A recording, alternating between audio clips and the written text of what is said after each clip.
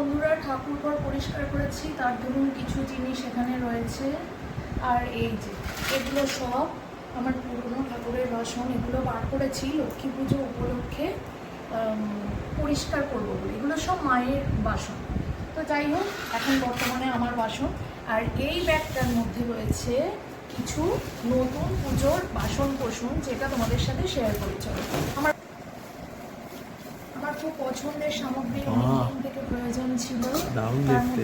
আমিও প্রথম দেখছি আজকে। এগুলো অনেকদিনই উঠেছে, তো এই জিনিসগুলো আজকে কিনছো, আমি সেগুলো প্রথম দেখছি। অনেকদিনই উঠেছে। আর এই যে এই বাসন কোসনগুলো এগুলো সব নতুন।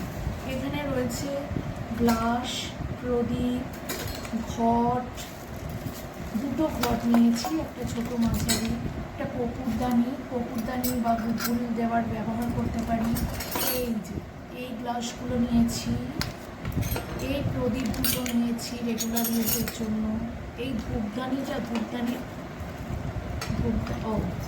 এই যে এটা হবে ধূপদানি। আর এই যে আমার এই পাত্রটা নিয়েছি। আর এই যে এত বড় একটা পাত্র নিয়েছি, এটাও পুজোর ব্যবহারের জিনিস।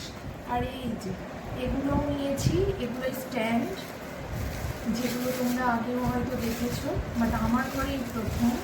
ওয়েট আছে সবগুলোর ভীষণই ভালো। এগুলোতে এই চন্দন, সিঁদুর এগুলো সবগুলো একসাথে রাখার জন্য। এখানে রয়েছে ছটা থালা, আর এখানে রয়েছে দুটো থালা।